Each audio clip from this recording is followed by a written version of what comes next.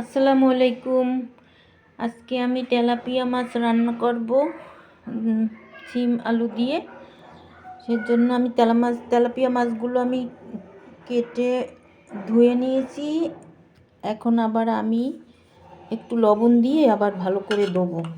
লবণ মেখে মাছ ধুতে হয় ভালো করে, হালকা গরম পানি দিয়ে লবণ দিয়ে মাছ ধুইলে অনেক ভালো হয়, গন্ধ আসে না বা খেতেও একটু ভালো লাগে। তাই আমি এখন এই লবণ দিয়েছি। এখন লবণ দিয়ে ভালো করে এভাবে মেখে কচলি কচলি আমি ধুয়ে নেব। যে আমি মাছগুলো এবং কচলে কচলে ভালো করে ধুয়ে নেব, হালকা গরম পানি দিয়েও ধুবো, সুন্দর করে ধুবো।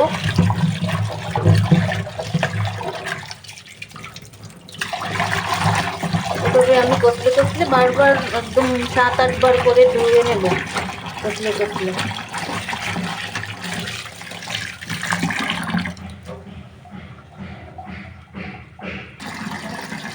এই যে আমি 7-8 বার করে কচলে কচলে ভালো করে ধুয়ে নিয়েছি, একদম পরিষ্কার পানি বেরোচ্ছে।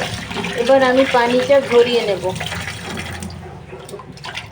চালনিতে রেখে আমি পানিটা ঝরাই নেব। একদম পরিষ্কার পানি বের হয়েছে, এই যে দেখুন।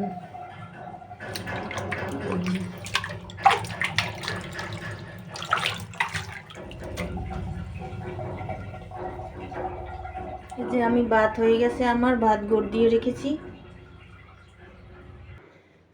এই যে আমি পানি ঝরিয়ে নিয়েছি, আর আমি শিম আলু দিয়ে রান্না করব। এই যে শিমগুলো আমি আস্তে আস্তে করে কেটেছি, একটু বড় বড় করে আস্তে রেখেছি আমি, মানে বড় শিম আমি আস্তে রেখেছি। আলুগুলো এভাবে করে কেটেছি, আস্তে আস্তে শিমগুলো আমি রান্না করব। আর এই যে মাছ আমার এতগুলো লাগবে না, আমি যেটুকু লাগবে আমি সেটুকুই রান্না করব। আমি এখান থেকে আমার পরিমাণ মতো আমি নিয়ে নিচ্ছি।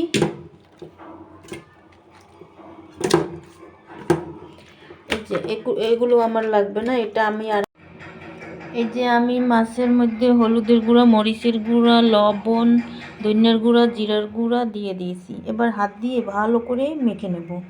আর এদিকে আমার পেঁয়াজের কলি, টমেটো কেটে রেখেছি, টমেটো একটু বেশি করেই দিব। আর এই যে মশলাপাতি, পেঁয়াজ কুচি, রসুন কুচি, ধনিয়া পাতা। এখন আমি রান্নাটা শুরু করব, হাত দিয়ে মেখে নেব মাছগুলো। এই যে চুলায় একটা কড়াই দিয়েছি, এবার আমি কড়াইতে তেল দিয়ে দিলাম। কড়াইতে তেলটা গরম হয়ে গেলে পেঁয়াজ কুচি দিব।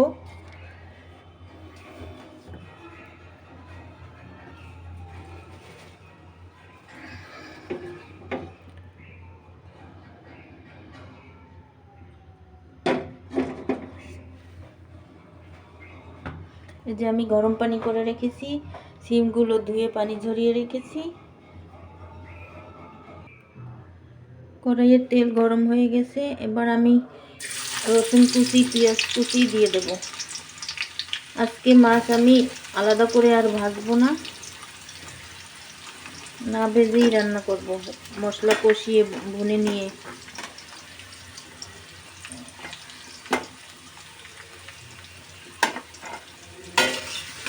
এবার আমি এগুলোকে হালকা করে একটু ভেজে নেব।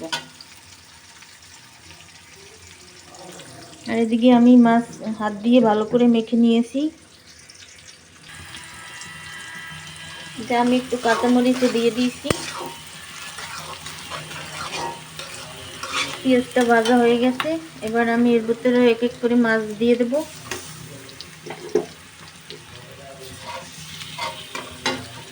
আমি 2টা মাছ আস্তে রেখেছি আর একটা কেটে দিয়েছি।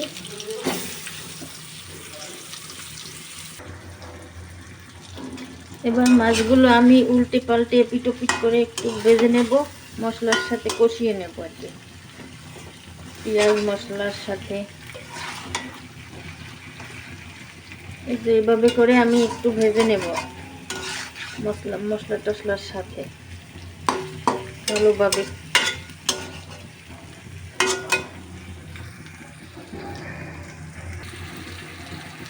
এই যে আমি এপিট ওপিট করে মাছগুলো উল্টে পাল্টে ভেজে নিয়েছি।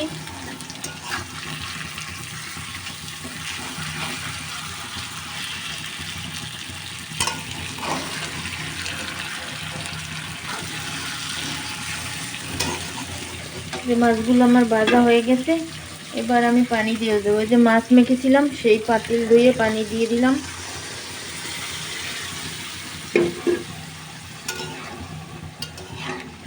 এবার নেড়ে চেড়ে দেব, আর একটু পানি লাগবে, আমি দিচ্ছি। এই যে পানিটা ফুটে উঠেছে, এবার আমি সিমগুলো দিয়ে দেব।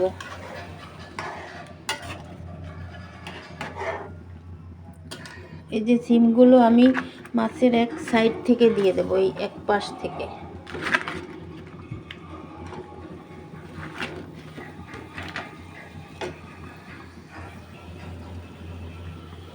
এই যে আমি এক সাইড দিয়ে দিয়েছি। এবার একটু নেড়ে চেড়ে ঢাকনা দিয়ে দেব।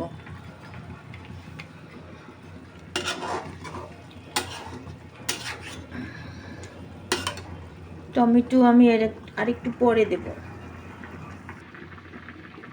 এই যে মাছগুলো আমি উল্টে পাল্টে দিয়েছি, সিমগুলো নিচে দিয়ে দিয়েছি। এবার আমি এই যে টমেটো, পেঁয়াজের কলি আর এখানে আস্তে আস্তে কাঁচামরিচ আছে, ওইটাই দিয়ে দেব, উপর থেকে দিয়ে দেব।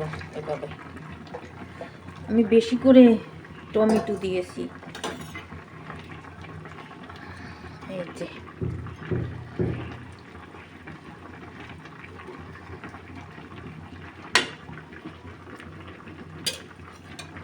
এবার ঢাকনা দিয়ে রান্না করব।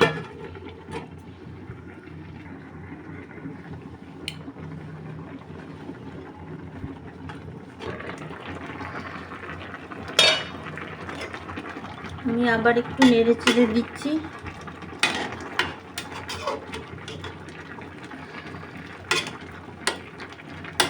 বাস নেড়ে চেড়ে দিয়েছি।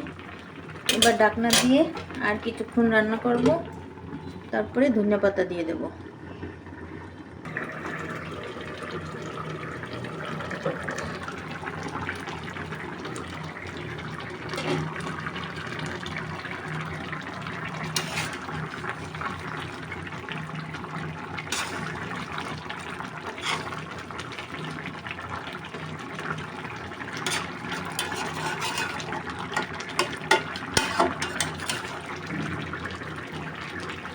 এই যে এবার আমি ধনেপাতা দিয়ে দেব।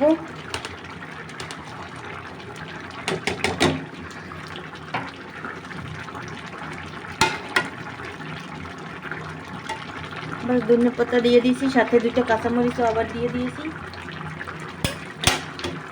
এবার আরেকবার আমি ঢাকনা দিয়ে রান্না করব।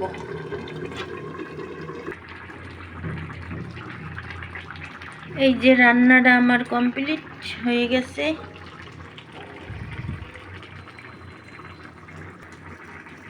সিম আলু দিয়ে তেলাপিয়া মাছের তরকারি রান্না কমপ্লিট।